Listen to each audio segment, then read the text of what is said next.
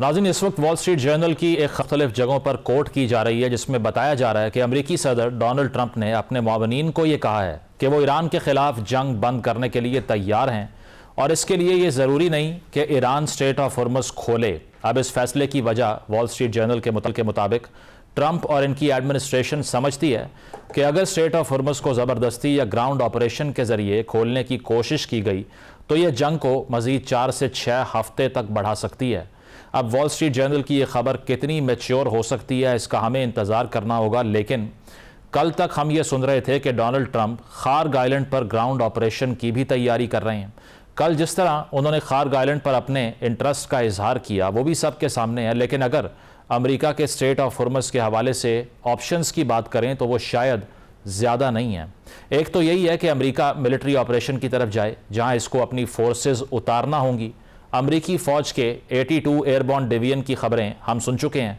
इस तरह के ऑपरेशन में अमेरिका अकेले या अपने रीजनल अलाइंसेस की मदद से सामने आ सकता है। फिर दूसरा ऑप्शन जो इस वक्त अमेरिका के पास नेगोशिएशन का है, इस पर अगर बात करें तो ये भी अब अमेरिका के लिए आसान ऑप्शन नहीं रहा। स्ट्रेट ऑफ हॉर्मुज़ इस वक्त इस क्राइसिस में एक विनिंग ट्रॉफी की शक्ल इख्तियार कर चुकी है जिस पर अभी तक ईरान का मुकम्मल कंट्रोल है। ईरान अपनी लीडरशिप या इंफ्रास्ट्रक्चर के नुकसानात के बावजूद अगर जंग के इख्तिताम तक इसको लेवरेज के तौर पर इस्तेमाल करता रहा तो इससे जो परसेप्शन जनरेट होगा वो अमेरिका या इसके एलाइज के बिल्कुल मुखालिफ होगा। जंग बंदी के हवाले से सदर ट्रंप कल भी एक पैगाम दे चुके हैं जिसमें वो ईरान से मुआहदा ना होने की सूरत में इनके पावर प्लांट्स, ऑयल इंफ्रास्ट्रक्चर और डिसैलिनेशन प्लांट्स को उड़ाने और मिटाने की धमकी देते दिखाई दिए। लेकिन अभी तक हम देख रहे हैं कि ईरान के जिन इंफ्रास्ट्रक्चर्स को हिट किया जाता है, ईरान टिट फॉर टैट में इसी तरह खलीजी ममालिक को भी टारगेट करता है। अगर डोनाल्ड ट्रंप अपनी इस धमकी को प्रैक्टिकली इम्प्लीमेंटेशन की तरफ ले जाने की कोशिश करेंगे तो फिर ये क्राइसिस किसी के भी कंट्रोल में नहीं होगा। इसके अलावा जंग के आगाज़ से लेकर अब तक अमरीकी सदर के बयानात में जिस तरह तब्दीलियाँ आ रही हैं, इससे तो यूँ लगता है कि अब इनके बयानात को भी सीरियस नहीं लिया जा रहा, क्योंकि इंटरनेशनल इन्वेस्टर्स जो ट्रंप के बयान के बाद अपनी इन्वेस्टमेंट से जिस तरह रिएक्शन देते थे, अब वो रिएक्शन भी दिखाई नहीं दे रहा। इस तमाम सूरत हाल में सबसे बेहतर ऑप्शन जंग बंदी ही है जिसकी कोशिशें भी जारी हैं।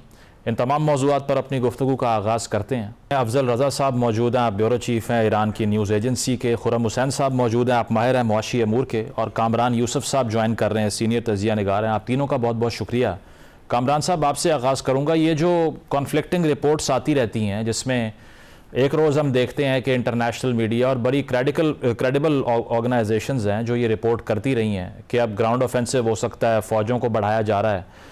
अब आज की अगर हम बात करें तो वॉल स्ट्रीट जर्नल ये कह रहा है कि हॉर्मुज़ खोले बगैर ही ट्रंप इस वॉर को ख़त्म करने पर भी आमादा हो चुके हैं। और ये एक वाज़ेह इशारा है कि शायद जो ट्रंप का ये सारा ऑफेंसिव था ये रोल बैक होने वाला है। तो हो क्या रहा है, आपकी असेसमेंट क्या है कि अमेरिका यहाँ से आगे एस्केलेट करेगा या फिर रिट्रीट करेगा? मेरे ख्याल में $1 मिलियन क्वेश्चन है, लेकिन कन्फ्यूजन है। और उस कन्फ्यूजन की सबसे बड़ी वजह यह है कि जब आपके अहदाफ वाजे ना हो और जब आप बगैर सोचे समझे एक ऐसी जंग शुरू कर दें जिसके असरात आप पूरी दुनिया देख रही है, तो फिर यही नतीजा निकलता है। और अगर आप देखें तो बात यहाँ तक पहुँच गई है, बल्कि जो ख्वाजा आसिफ साहब हमारे वज़ीर दिफा हैं, उन्हीं का मैं एक ट्वीट कोट करूँगा कि ये जंग शुरू होने से पहले तो ज़ाहिर है कि जो भी अहदाफ थे, लेकिन अब जब जंग शुरू हुई है तो टारगेट ये है कि स्ट्रेट ऑफ हॉर्मुज़ खुलवाना है जो जंग से पहले वैसे ही खुला हुआ था। तो बिल्कुल ये जो कन्फ्लिक्टिंग रिपोर्ट्स आ रही हैं, लेकिन आप जो ट्रंप है उन पर एतबार नहीं कर सकते। इससे पहले भी ये हमने देखा है कि जब उन्होंने बात की है कि शायद कोई मुआहदा होने वाला है या कोई बड़ा ब्रेक थ्रू हुआ है, तो अचानक से बिल्कुल उसके उलट वो काम कर देते हैं। तो मेरे ख्याल में जो इस वक्त जो अमेरिका है, ज़ाहिर है कि कंटिजेंसी प्लान होते हैं। फैसला हतमी नहीं हुआ कि उन्होंने ग्राउंड फोर्सेस उतारनी है नहीं उतारनी, खार्ग जो आइलैंड है उस पर कब्जा करना है नहीं करना, लेकिन जब आप हालत जंग में होते हैं तो अपनी तैयारी आप पूरी करते हैं। मुझे लगता है कि तैयारी वो कर रहे हैं और जब अमरीकी सदर की तरफ से जो भी अगर ऑर्डर मिलता है तो उसके मुताबिक वो कार्रवाई करेंगे। But at the moment I think there is too much confusion, और वजह उसकी ये है कि क्लैरिटी नहीं है अल्टीमेट ऑब्जेक्टिव इस जंग को शुरू करने का। इजराइल का जो भी होगा हमें नहीं पता, लेकिन जो अमेरिका का ऑब्जेक्टिव था वो लगता है कि कहीं इस जंग में गुम हो गया है। लेकिन कामरान, ये जो एक ये आर्ग्यूमेंट होता है कि अगर ये ज़मीनी रास्ते से फ़ौजों को इन्वेड करवाने की कोशिश करें तो वो क्विक सैंड होगा, उसमें ये फंस जाएंगे, क्योंकि एक बड़ा मुल्क है, 9 करोड़ की आबादी है। इराक वॉर में भी तकरीबन 1.5 लाख उनको अपने फ़ौजी भेजने पड़े थे इन्वेजन के वक्त, लेकिन ईरान तो उससे भी 4 गुना बड़ा है। तो ये जो नंबर इस वक्त मिडल ईस्ट में मौजूद है वो 7 से 8 हज़ार फोर्सेस का है सिर्फ। तो अगर ये ग्राउंड इन्वेजन की तरफ जा रहे हैं तो इनके पास तो नंबर ही नहीं है जो ईरान के इन्वेजन को होल्ड कर सके। इराक की आपने बड़ी अच्छी एग्जांपल दी है। जब इराक की इन्वेजन अमेरिका और उसके साथ तो उनके बाकी इत्तेहादी भी शामिल थे, अगर आप वो देखें सारा रिकॉर्ड, तो इराक की तरफ से जो पहली रिटेलिएशन आई थी, जो भी वहां पर सद्दाम हुसैन की फोर्सेस बची थी, वो 5 महीने के बाद आई थी। इधर अगर आप देखें जो सूरत हाल कितनी कॉम्प्लिकेटेड है कि जैसे ही अमेरिका और इजराइल ने हमले शुरू किए ईरान के ऊपर, तो उसके बाद से आज के दिन तक मुसलसल जो रिटेलिएशन है वो ईरान की तरफ से आ रही है। तो आप इमेजिन कर सकते हैं कि ईरान में अगर अमेरिका अपनी फौजें उतारता है तो वो कितना बड़ा चैलेंज होगा। जो बात आपने की बिल्कुल आप ठीक कह रहे हैं कि ईरान जितना बड़ा मुल्क है और जितनी उनकी फोर्सेस हैं, चंद हज़ार ट्रुप्स के साथ तो कुछ नहीं होने वाला। तो ये एक पब्लिक पोस्टरिंग भी है, और जो एट बेस्ट आई थिंक जो बात हो रही है कि शायद जो खार्ग आइलैंड है उसको कंट्रोल करने की कोशिश करेंगे, लेकिन उसमें भी मसला ये है कि क्या उसको वो होल्ड कर सकते हैं, कि उनका ये ख्याल है कि अगर वहां पर अमरीकी आ जाते हैं तो वो एक बार्गेनिंग चिप हो सकती है, एक लेवरेज हो सकती है स्ट्रेट ऑफ हॉर्मुज़ खुलवाने से मुतालिक और लॉन्ग टर्म जो भी अग्रीमेंट होगा। But you are absolutely right कि जो फुल फ्लेज इन्वेजन जिस तरह अफगानिस्तान या इराक या बाकी ममालिक में देखी, उसके लिए तो आपको बहुत बड़ी तैयारी चाहिए जो अभी हमें नजर नहीं आ रही। एग्जैक्टली, अभी वो प्रेपरेशन नहीं है। अफजल साहब, आप क्या बता सकते हैं, ये जो मुज़ाकराती अमल आगे बढ़ रहा है, इस पर अब पाकिस्तान के जो फॉरेन मिनिस्टर हैं वो भी चाइना के दौरे पर हैं। कहा जा रहा है कि गारंटी लेने के लिए चीन से बातचीत जारी है। तो ट्रस्ट डेफिसिट तो नो डाउट मौजूद है, लेकिन ये जो डिनाइल आ रहा है ईरान की तरफ से कि किसी किस्म की गुफ्तगू नहीं हो रही, इसका मतलब ये है कि डायरेक्ट कम्युनिकेशन नहीं हो रही, या बैकडोर डिप्लोमेसी भी इस वक्त हॉल्ट पर है, बंद है? बिस्मिल्लाहिर्रहमानिर्रहीम। Thank you so much Muzammil साहब। देखिए, गुज़श्ता साल समर 2025 में जब एक और जंग मुसल्लत की गई ईरान के ऊपर under the pretext of the negotiation, उस वक्त भी थिल द सीज फायर एक इनडायरेक्ट बैक चैनल्स में मैसेजेस एक्सचेंज होते रहे हैं। डेफिनेटली इस सूरत हाल में भी हुकूमत पाकिस्तान लीडरशिप के जरिए से वो मैसेजेस एक्सचेंज हो रहे हैं, लेकिन एज यू से द डेफिसिट और ये जो मिस्ट्रेस है, ये बड़े हर्डल्स है इन काविशों में। आई थिंक चाइना की जो डिप्लोमेसी है, उन्होंने रिसेंटली अपने स्पेशल एनवॉय भी भेजे थे मिडिल ईस्ट। तो अगर आप मार्च 2023 को देख लीजिएगा, चाइनीज हेल्प और उनकी मीडिएशन से ईरान और सऊदी अरेबिया के दरमियान एक रीअप्रोचमेंट हुई, जिसके बाद इनकी दोस्ती एक बार फिर इनका डिप्लोमेटिक रिलेशनशिप असरनों का आगाज हुआ था। सो आई थिंक ईरान अगर एक स्ट्रॉन्ग गारंटी मुतालबा कर रहा है तो उसके लिए पाकिस्तान और चीन के जो ताल्लुकात को देखते हुए आई थिंक चाइना इसमें एक हैवी वेट रखता है। ऑल्दो इसमें फर्दर आगे ये देखना होगा कि पाकिस्तान चाइनीज को किस एंगल पे एतमाद ले सकता है। इसमें एक और फैक्टर है रशिया।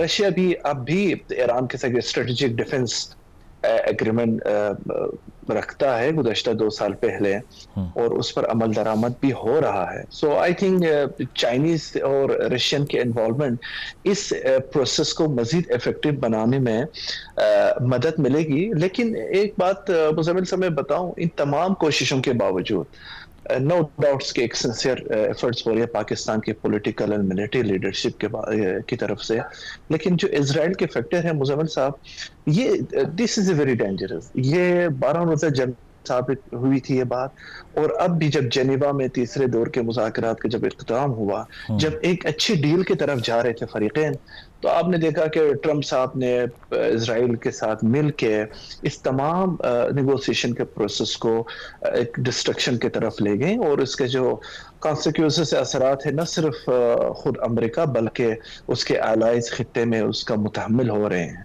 बिल्कुल, लेकिन अफजल साहब मसला तो अमेरिकन गारंटी का है।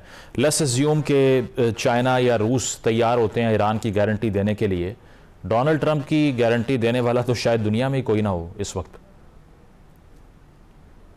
बिल्कुल, एब्सोल्युटली यू आर राइट। देखिए, मैं अभी कुछ पढ़ रहा था, आपने भी अपने इंट्रो में पेश कर दिया कि वॉल स्ट्रीट जर्नल ने ऐसे क्लेम किए हैं कि प्रेसिडेंट ट्रंप शायद जंग के आखिरी मरहले में पहुंच रहे हैं, और शायद वो स्ट्रेट ऑफ हॉर्मुज़ के ऊपर टेक ओवर करने से पहले ही इस जंग का खात्मा चाहते हैं। So I am not confident for this such views, क्योंकि Donald Trump is a unpredictable person. हम नेगोशिएशन प्रोसेस के दौरान जो एक नाम नहाद मनसूबाबंदी कर रहे हैं कि ईरान की जो की आइलैंड है खार के ऊपर शायद वो एजॉल्ट करें, जिसकी मदद शायद खित्ते के ममालिक भी करें, उसके बाद अपने हाथ बुलंद करके फतह का ऐलान करें। बट आई थिंक ये उनका एक और स्ट्रेटजिक मिसकैलकुलेशन होगी, जो वो ये समझते हैं कि एक गारंटी के नाम पे या दूसरे ममालिक को इन्वॉल्व करने के नाम पे कुछ और वो ढूंढने निकलें ताकि वो अपने विक्ट्री का ऐलान करें। इस वक्त मैं ईरान के अंदरूनी हालात में बताऊं कि अवाम के जो सेंटिमेंट्स है वो अभी भी किसी भी सीज फायर या मुज़ाकरात के बिल्कुल मुखालिफ नजर आ रहे हैं मुजम्मिल साहब। अच्छा, वो ये देख चुके हैं कि जून 2025 में भी अमेरिका ने इजराइल को बचाने के लिए स्वाहान नतंज में उन्होंने हमला करके फिर विक्ट्री का ऐलान कर दिया, फिर सीज फायर हो गया अगले दिन। तो ये फ्रजाइल सिचुएशन अभी भी है, और वो समझते हैं कि किसी भी मुज़ाकराती अमल इस सूरत हाल में, जबकि डोनाल्ड ट्रंप की जो एक पॉज उन्होंने किया था, 10 दिन उन्होंने बढ़ा दिया था, लेकिन अभी भी ईरान के सिविलियन इंफ्रास्ट्रक्चर, एनर्जी और गैस साइट्स को निशाना बना रहे हैं दोनों तरफ से, इजराइल और अमेरिका। तो ये बड़े कॉम्प्लिकेटेड सिचुएशन की तरफ लेके जा रहे हैं। बिल्कुल बिल्कुल, ये जो ट्रस्ट डेफिसिट है वो भी एक मसला है, और साथ साथ जो पॉस्चरिंग है अमेरिका की वो भी कंफ्यूजिंग है। खुर्रम साहब, आप क्या समझते हैं? एक एनालिसिस ये भी होता है कि ट्रंप जो है वो एक मास्टर मैनिपुलेटर हैं, वो मार्केट्स को मैनिपुलेट करने के लिए, कंट्रोल करने के लिए ऑल साइड्स प्ले करते हैं, हर किस्म की बयानबाजी हो जाती है। एक तरफ ये भी कह रहे हैं कि हम खार पे कब्ज़ा करने की कोशिश करेंगे, नेक्स्ट डे वो ये कह रहे हैं कि मैं हुर्मुज़ खुलवाए बगैर भी वापस आ सकता हूँ, फिर कभी वो ये कहते हैं कि नेवल फोर्स बनाई जाए और हुर्मुज़ को दोबारा जो है वो अपने कब्ज़े में लिया जाए। तो ये सब कुछ सिर्फ जो मुआशी इम्पैक्ट है इस जंग का उसको मिनिमाइज़ करने के लिए हो रहा है, और does he really believe any of this जो वो कह रहे हैं? मुज़म्मिल, इस बिहेवियर को इंटरप्रेट दो तरीके से किया जा सकता है।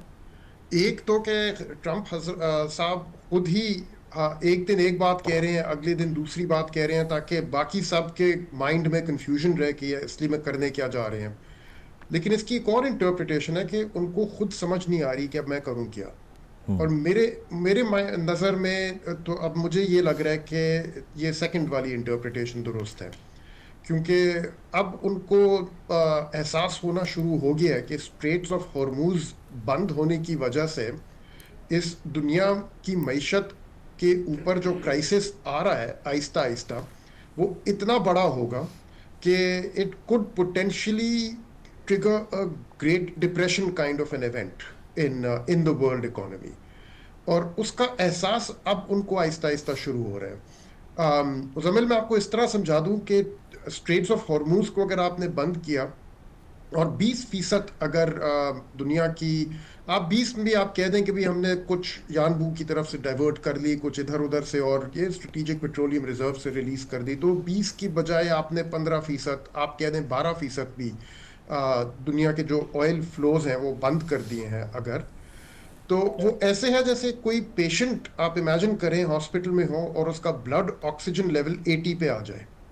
ठीक है, अब कोविड के बाद हम सबको इस चीज़ का एहसास हो गया आई थिंक कि जब ब्लड ऑक्सीजन लेवल इतना गिर जाता है किसी पेशेंट का और इतना लो रहे वो काफ़ी दिनों के लिए, तो इवेंचुअली वो पेशेंट जो है वो सिस्टेमिक ऑर्गन फेलियर की तरफ चला जाएगा। इट विल बी फेटल आप ये नहीं कह सकते कि चलो 80% तो आपको ऑक्सीजन मिल रही है, उसी पे गुजारा कर लो, ऐसे होएगा नहीं, वो ह्यूमन बॉडी फंक्शन नहीं कर सकेगी। इसी किस्म का इम्पैक्ट होएगा वर्ल्ड इकोनॉमी के ऊपर ये स्ट्रेट्स ऑफ हॉर्मूज बंद होने की वजह से, लेकिन वो इम्पैक्ट फौरी तौर पे नहीं आएगा, उसको महीने नहीं हफ्ते लगेंगे वहां तक पहुंचने में, जिसमें से 4 हफ्ते तो ऑलरेडी हो चुके हैं। अब उनको नजर आ रहा है, अब उनको महसूस होना शुरू हो रहा है, वहां पे उनकी अपनी मईशत में कोई $6 ट्रिलियन से ज्यादा जो कैपिटल है वो वाइप आउट हो चुका है उनके स्टॉक मार्केट से ऑलरेडी पहले 4 हफ्तों में। आप वेट करें 10 दिन बाद अगर मजीद और 6 ट्रिलियन वाइप आउट होता है, फिर देखते हैं कितना टफ का फील करते हैं ट्रंप साहब। उनके जो 10 ईयर ट्रेजरी यील्ड्स है, जो उनका एक क्रिटिकल डेट की प्राइसिंग का इंडिकेटर होता है, वो ऑलरेडी स्पाइक करके इस लेवल तक आ रहा है जहां पे एक क्राइसिस माना जाता है, जो 5% की लेवल होती है। उसकी तरफ पहुंचा, वहां तक पहुंचा नहीं है लेकिन उसकी तरफ पहुंच रहा है आहिस्ता आहिस्ता। और कोई मैंने जो एस्टिमेट्स देखे हैं जेपी मॉर्गन की तरफ से, वो कह रहे हैं कि 15 अप्रैल तक ऑयल प्राइसेस की जो फिजिकल शॉर्टेजेस हैं वो अमेरिकन शोर्स तक पहुंचना शुरू हो जाएंगी, डिस्पाइट द फैक्ट कि उनके पास इतने ऑलरेडी मेजर अपने रिजर्व्स हैं। और वहां पे जब प्राइसेस ऑलरेडी जो $4 पर गैलन से ऊपर जाके $5 पे आ गई है, तो जब अमेरिकन के क्रेडिट कार्ड बिल्स, उनके होम मॉर्गेजेस की रेट्स एकदम से चढ़ना शुरू होंगे, जब उनकी गैसोलीन प्राइसेस एकदम से चढ़नी शुरू होंगी, तो उनको एहसास होना शुरू होगा कितनी महंगी पड़ रही है ये जंग उनको असली में। खुर्रम साहब, इसके अलावा जो एक और एडिशन हो सकता है, वो जो खार्ग पर कब्जा करने की बात हो रही है, जिसके लिए कल भी हमने ये खबर रिपोर्ट होते हुए देखी है इंटरनेशनल प्रेस में कि कई हफ्तों के इन्वेजन की तैयारी हो रही है। अब उसकी रिटेलिएशन में ईरान ये कहता है कि रेड सी वाला जो रास्ता है हम उसको बंद करेंगे, सुएज़ कनाल वाला जो कनेक्टिविटी है यूरोप और एशिया की, तो अगर वो भी बंद होता है तो फिर वो केप ऑफ गुड होप की तरफ या हॉर्न ऑफ अफ्रीका से आपको मैरीटाइम ट्रैफिक गुजारनी पड़ेगी, which will add 20 days of the maritime water जो ट्रैफिक है उसकी। तो उससे आपको क्या लगता है कि अगर ये एस्केलेशन लैडर पे मज़ीद चीज़ें आगे बढ़ जाती हैं तो रेड सी वाला रास्ता भी अगर बंद हो जाए तो ग्लोबल मार्केट्स कैसे रिएक्ट करेंगी उसको? देखिए, अभी स्ट्रेट्स ऑफ हॉर्मूज बंद होने की वजह से जो मेजर क्राइसिस आना है वो फुल स्केल तक अभी पहुंचा नहीं है। ठीक है, वो रास्ते में है, उसमें 1-2 हफ्ते और लगेंगे, फिर दुनिया वालों को एहसास होना शुरू होगा कि उनकी जगुलर वेन जो है वो बाकायदा बंद हो चुकी है यहाँ पे। अगर उसको आपने मजीद और एस्केलेट किया सिचुएशन को, ग्राउंड ऑफेंसिव लॉन्च करके, और उसके रिएक्शन में मंदब स्ट्रेट्स जो है रेड सी की वो भी ब्लॉक हो गई और सुएज कैनाल की ट्रैफिक जो है वो रुकनी शुरू हो गई, तो ये क्राइसिस जो है वो मजीद और ज़्यादा एस्केलेट करेगा। क्योंकि आप अब सिर्फ 20 दिन नहीं ऐड होंगे वॉयज में, लेकिन जो कॉस्ट होएगी ना लंबी वॉयज की, वो भी सारी ऐड होएगी। ऑलरेडी जो गल्फ के पोर्ट्स के बंद होने की वजह से global shipping beyond oil shipping, जो सिविलियन शिपिंग है, कार्गो ट्रैफिक जो है, वो भी ऑलरेडी बाइफिकेट हो गई है ईस्ट और वेस्ट के दरमियान, बिकॉज सारी की सारी जो थी वो ट्रांजिट करती थी इन गल्फ पोर्ट्स में से, अबू धाबी और दुबई के जो पोर्ट्स हैं। बिल्कुल और उनके क्लोजर की वजह से ऑलरेडी मुतासर हुए हैं। अगर मजीद और आपने मुतासर किया रेड सी को भी बंद करके, तो you are talking of an event that is catastrophic for the global economy. और ट्रंप साहब को ये चीज अब आहिस्ता आहिस्ता समझ आनी शुरू हो रही है, और मेरे ख्याल में इस वजह से वो एक दिन एक बात कहते हैं दिल भर की भड़ास निकालने के लिए कि मैं अनलीश हेल कर दूंगा आप लोगों के ऊपर, और अगले दिन कहते हैं मैं तो छोड़ के चला जाऊंगा, फिर आप लोग आइए, बाकी लोग आके खोलें इस ट्रेड्स। उनको समझ नहीं आ रही कि मैं करूं क्या। प्रोग्राम में एक ब्रेक शामिल करेंगे, ब्रेक के बाद वापस आते हैं। Stay with us. Welcome back नाजरीन, डिस्कशन को कंटिन्यू करते हैं। कामरान साहब, आप क्या समझते हैं, आज का अगर ट्वीट देखें डोनाल्ड ट्रंप का, ट्रूथ सोशल पे उनकी जो पोस्ट थी उन्होंने शेयर की, उसमें वो ये कह रहे हैं कि अगर किसी को तेल चाहिए और हुर्मस से उनको तेल नहीं मिल रहा तो या तो हमसे ख़रीद लें या ख़ुद जाके उसको खुलवा लें, क्योंकि हम आपकी हेल्प नहीं करेंगे, आप भी हमारी हेल्प नहीं करते। आपको लगता है कि इस सारे स्टिंट में ये 2-3 महीने के अंदर सेकेंड वर्ल्ड वॉर के बाद से, मतलब हम कह सकते हैं कि इट हैज़ बीन 70-80 ईयर्स, 70-80 साल के जो एलाइज थे अमेरिका के, वो डोनाल्ड ट्रंप के एरेटिक बिहेवियर की वजह से दूर होना शुरू हो गए हैं। यूरोप रशिया से इंगेज करना शुरू हो गया है, ग्रीनलैंड पे कब्ज़े की धमकियाँ, और हमने अब री आर्मामेंट भी देखी है यूरोप की होते हुए। तो दुनिया जिस तरफ जा रही है, ये जो traditional post second world war global order था, आपको लगता है कि वो भी कोलैप्स कर रहा है? मेरे ख्याल में ऑलरेडी कोलैप्स कर चुका है, और आपने बिल्कुल बात ठीक की है कि जो सेकेंड वर्ल्ड वॉर के बाद एक था एक अरेंजमेंट, वो तो ख़त्म हो गया है। और उसकी एक बेहतरीन मिसाल कि जो अमेरिकी सदर ट्रंप ने जब मदद के लिए जापान, ऑस्ट्रेलिया, जर्मनी या यूरोप को कहा, तो जर्मनी, जापान और इन ममालिक ने इनकार कर दिया। उन्होंने कहा कि वो कौन सा ऐसा काम है जो अमेरिका की नेवी नहीं कर सकती, और जो वो हमसे तवक्को करते हैं कि हम स्ट्रेट ऑफ हॉर्मुज़ जो है वो खुलवा लेंगे। इनफैक्ट कई जो यूरोपियन कंट्रीज़ हैं वो अपने इंटरेस्ट को प्रोटेक्ट करने के लिए वो तो ईरान के साथ इनफरादी तौर पर निगोशिएट कर रहे हैं कि आप हमारे जो शिप्स हैं उनको गुजरने दें। तो क्लियरली जो एग्जिस्टिंग या सेकेंड वर्ल्ड वॉर के बाद एक ग्लोबल ऑर्डर था वो तो हमें ख़त्म होता नज़र आ रहा है। लेकिन सबसे इंपॉर्टेंट बात यह है कि अब इस जंग के नतीजे में जो नया ग्लोबल ऑर्डर आएगा वो किस तरह का होगा, इसमें बहुत इंपॉर्टेंट बात है। और अब जो सबसे अहम नुक्ता है कि अगर अमेरिका इस नुक्ते के ऊपर लेट से जंग खत्म कर देता है और स्ट्रेट ऑफ हॉर्मुज़ का कोई फैसला नहीं होता, तो उसके बाद क्या सिचुएशन बनेगी, खास करके जो गल्फ के जो उनके इत्तेहादी हैं उन पर कैसे इस चीज़ को वो डील करेंगे। एंड मोर इंपॉर्टेंटली, इस जंग से पहले कभी भी आज तक जो ईरान था उसने स्ट्रेट ऑफ हॉर्मुज़ को एज अ चोक पॉइंट या लेवरेज के तौर पर इस्तेमाल नहीं किया था। शायद उनको भी खतरा था या खदशा था कि अगर वो उस पर इंप्लीमेंट कर पाएंगे भी या नहीं कर पाएंगे। अब क्योंकि इफेक्टिवली उन्होंने ये कर दिखाया है कि वो ये काम कर सकते हैं, तो मुस्तकबिल में जब भी किसी के साथ उनका कोई भी इशू होगा तो वो हर वक्त इसको वो क्लोज भी कर देंगे, धमकी भी देंगे शायद। तो इससे तो फिर पूरा जो निज़ाम है वो दरम बरम हो जाएगा। और यहाँ पर आई थिंक जो चीन की एंट्री है that is very very important कि चीन क्यों पाकिस्तान के वज़ीर ख़ारजा भी गए हैं कि चीन वो एक ऐसा मुल्क है जिसका ईरान के ऊपर भी लेवरेज है, और चीन खुद भी मेरे ख्याल में सबसे ज़्यादा उसको नुकसान होगा, क्योंकि स्ट्रेट ऑफ हॉर्मुज़ के ज़रिए जो भी शिप्स वगैरह आते हैं। इनफैक्ट जो आज खबर थी कि कुवैत का जो एक ऑयल शिप था जो जाना था जिसने चीन और दुबई के वाटर्स में था, उसको रिपोर्टेडली ईरान के ड्रोन ने जो है वो हिट किया। क्योंकि रिपोर्टेडली इसलिए कह रहा हूं कि कुछ लोग कहते हैं कि शायद ये एक फॉल्स फ्लैग ऑपरेशन हो, बाकी एक वाइडर वॉर के लिए। तो अगर ये फॉल्स फ्लैग ऑपरेशन नहीं है और एक ऐसा जहाज जो चीन के लिए तेल लेकर जा रहा था और उसको भी ईरान ने हिट किया है, तो ये प्रॉब्लम बड़ा कॉम्प्लिकेटेड है। इसमें जो सबसे बड़ा प्रॉब्लम है आपके मेरे ख्याल में जितनी जो बड़ी ताकतें हैं और इवन पाकिस्तान या बाकी ममालिक कि वो इस जंग का जरूर खात्मा चाहते हैं, लेकिन इस तरीके से खात्मा नहीं चाहते कि अमेरिकी सदर ट्रंप ऐसे ही निकल जाएं। आई थिंक एक प्रॉपर एक ईरान और अमेरिका के दरमियान कोई सेटलमेंट एंड देन जो ब्रॉडर प्लेयर्स हैं उनके दरमियान जो अंडरस्टैंडिंग है वो होना बहुत जरूरी है। अगर ऐसा नहीं होगा तो आई डोंट नो कि फिर चीजें किस तरफ जाएंगी और लेकिन कामरान सेटलमेंट के लिए कोई मिडिल ग्राउंड तो होना चाहिए ना। अब उसके लिए जो डिमांड्स फ्लोट की गई हैं 15 पॉइंट्स जो अमेरिका के थे और जो ईरान के 5 पॉइंट्स हैं। पहली चीज़ तो ये है कि ईरान डिमांड करता है तमाम अड्डे मिडल ईस्ट के आप बंद कर दें, जो हमें पता है नहीं होने वाला, बिकॉज ऐसा तो नहीं है कि वो सारा मिडल ईस्ट ईरान के हवाले करके चले जाएंगे। सेकेंडली जो हुर्मुज़ का सारा मामला है उसके ऊपर भी ईरान कहता है कि हमारा राइट तस्लीम किया जाए। अमेरिका कहता है कि ये हाई सीज़ हैं, ये जो है वो म्यूचुअल एक पैसेज है जहाँ पर मैरीटाइम ट्रैफिक को रोकने का इख्तियार ईरान के पास नहीं है। तो इसमें दरमियानी रास्ता क्या हो सकता है? ये तो बहुत ही म्यूचुअली एक्सक्लूसिव डिमांड्स हैं दोनों।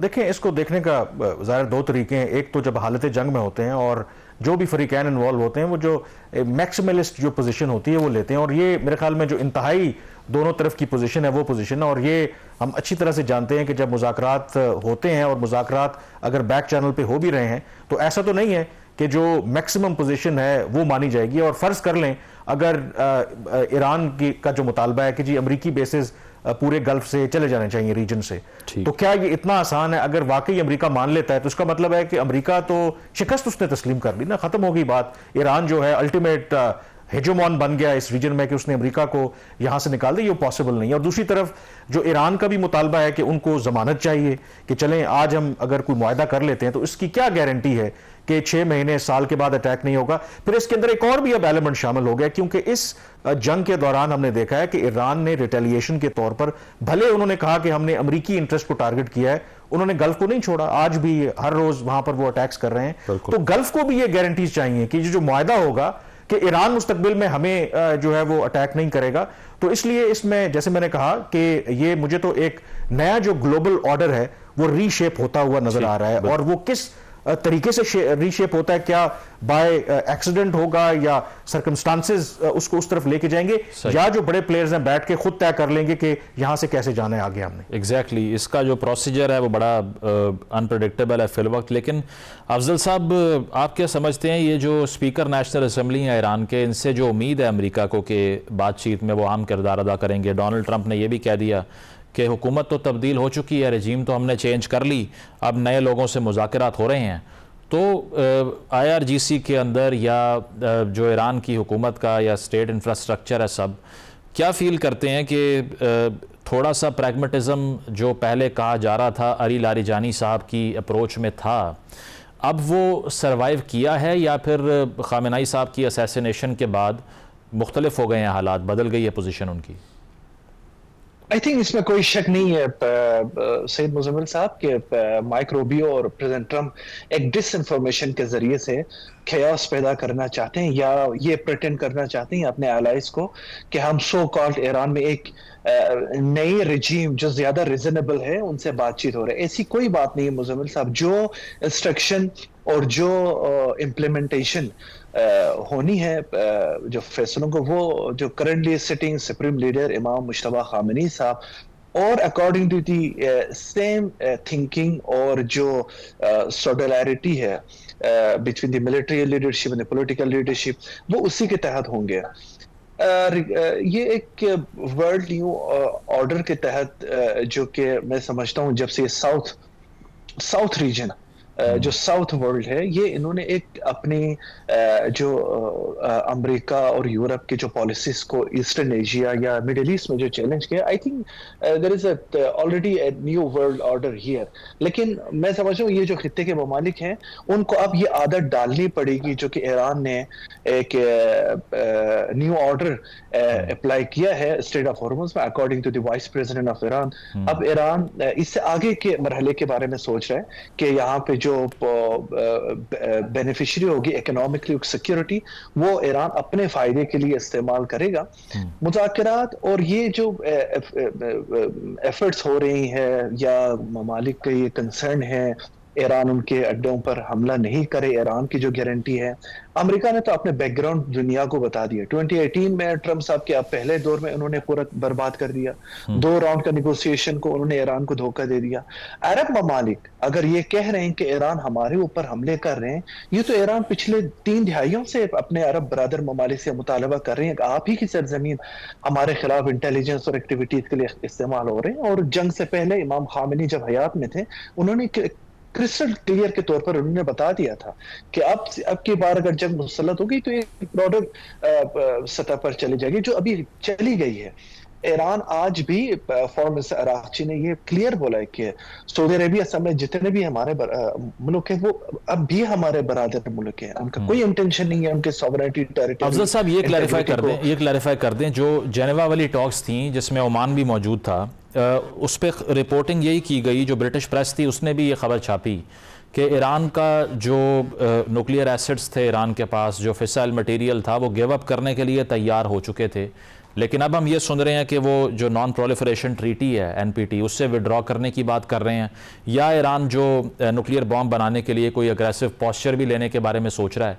तो इस वक्त रजीम की इस मामले पे क्या पोजीशन है, जो कि प्रिटेक्स रहा है जंग करने के लिए इजराइल का और अमेरिका का अगेंस्ट? सीरियसली इस पर डिबेट हो रही है। ईरानी पार्लियामेंट ने एक अर्जेंट नोटिस पर उन्होंने बिल पेश की है, लेकिन इसका ये अभी भी मतलब नहीं है कि ईरान अपने न्यूक्लियर पीसफुल न्यूक्लियर एक्टिविटी को एक मिलिटरीली ऑब्जेक्टिव की तरफ लेके जा रहे हैं। लेकिन उनका ये लॉजिक है विच इज लेजिटिमेट राइट कि NPT में ईरान 20-25 ईयर्स में रहते हुए कि ईरान के कौन से हुकूक का तहफ़्फ़ुज़ किया गया। आज भी IAEA के जो बोर्ड ऑफ गवर्नर्स है, खुसूसन जो डायरेक्टर जनरल है, वो कुछ और पोलिटिसाइज एक्टिविटी करे रादर देन अपनी जो जिम्मेदारियां निभाना। तो ईरान के लिए तो कोई इस नॉन प्रोलिफरेशन ट्रीटी पर उसके कोई हुकूक का तहफ़्फ़ुज़ नहीं किया जा रहा। और मैं बताऊं 12 रोज़े जंग के बाद मुज़म्मिल साहब ईरान के कुछ सम क्वार्टर्स उन्होंने ये इंडिकेट दिया था कि अगर आप ईरान को चैलेंज करेंगे, ईरान को उस नहज पर आप ले जाएंगे,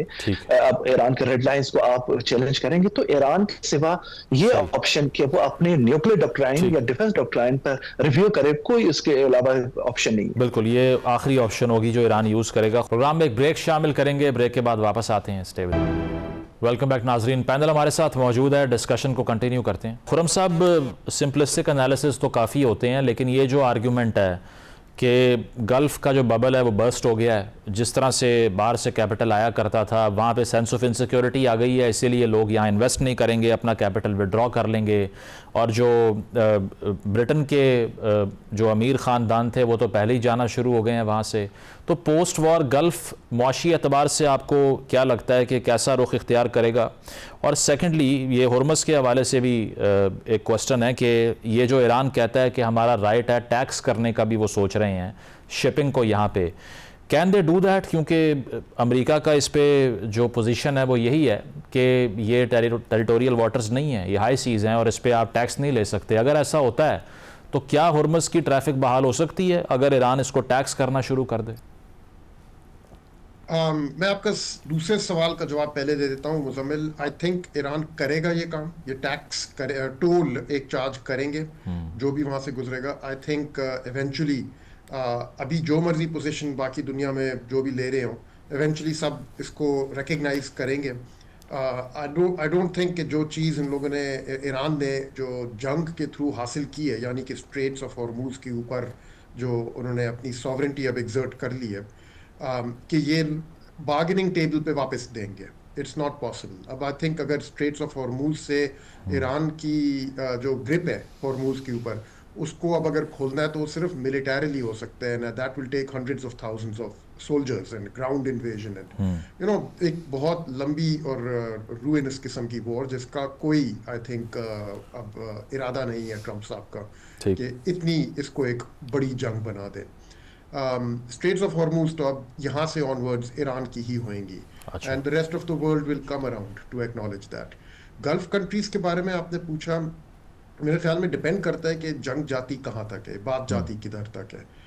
अभी तक अगर मोर लेस इसी लेवल पे ही जंग पहुँच के ख़त्म हो जाए तो दे कैन रिकवर। वो बात नहीं रहेगी इन मुल्कों में जो पहले होती थी इस जंग से पहले, लेकिन नेवरदलेस कोई एज सच फेटल ब्लो इनको नहीं लगेगा। हो सकता है चंद सालों के लिए अमीर लोग जो हैं, जो छोड़ के जा रहे हैं या जो अपना कैपिटल नहीं ला रहे, वो नहीं आएंगे, लेकिन उनको वापस लाने के लिए भी इनके पास रास्ते होंगे। लेकिन अगर ये एस्केलेट की यहाँ से, और अगर ये क्लोजर जो है ये ज़्यादा लंबा चला, एंड वेरी इंपॉर्टेंटली कि इस जंग के बाद इनकी अपनी सेटिंग ये लोग ईरान के साथ कैसे बनाते हैं,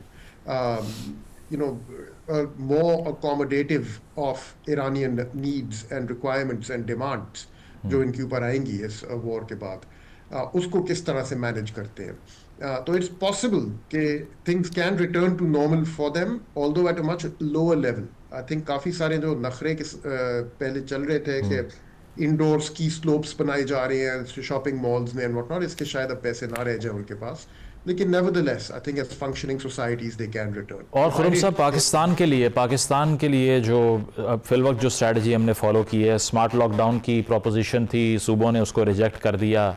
आगे चलकर अगर फ्यूल लेट्स सपोज वो इससे ज़्यादा महंगा हो जाता है, 500 क्रॉस हो जाता है, तो हमारे पास इतनी रेजिलियंस है हमारी इकोनॉमी में कि हम इस शॉक को बर्दाश्त कर सकें, टॉलरेट कर सकें? आई थिंक काफ़ी हद तक है रेजिलियंस, लेकिन वो टेस्ट होएगी। अब उसका इम्तिहान आएगा आने वाले हफ्तों में।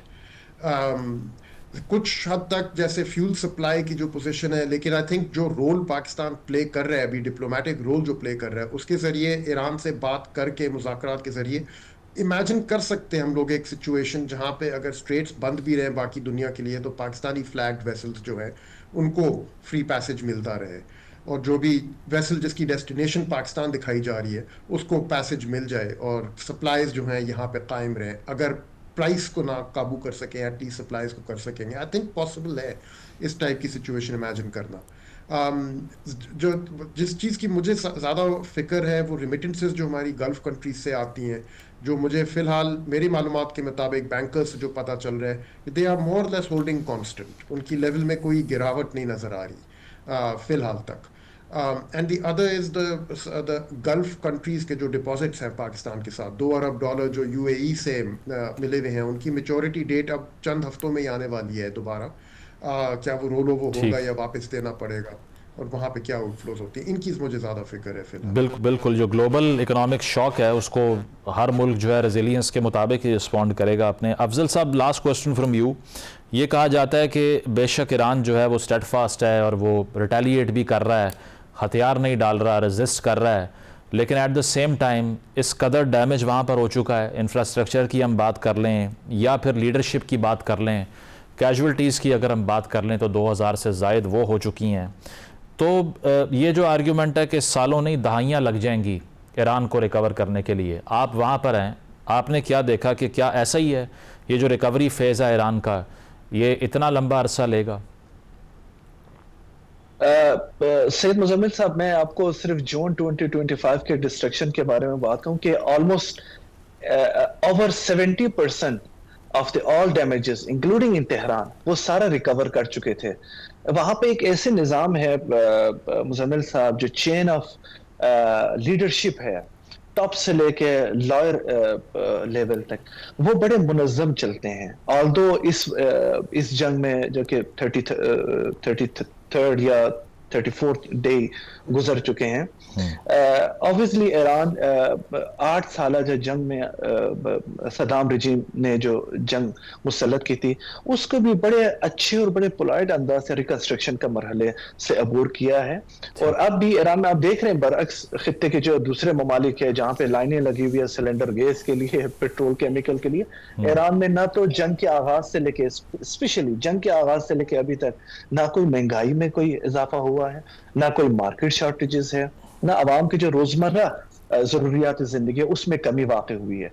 सो I am quite sure, confident कि ये जो मरहला जंग के बाद है ये भी ईरान इसको स्पीडली रिकवर करने में कामयाब होगा। बिल्कुल, जंग की आउटकम भी इसी पर डिपेंड करती है कि ये जो वॉर ऑफ एट्रिशन है इसमें पहले ईरान कमज़ोर पड़ता है या यूएस एग्जॉस्ट होता है। बहुत शुक्रिया कामरान यूसुफ साहब, खुर्रम हुसैन साहब, अफजल रज़ा साहब मौजूद। ब्रेक लेंगे, ब्रेक के बाद वापस आते हैं। Stay with us.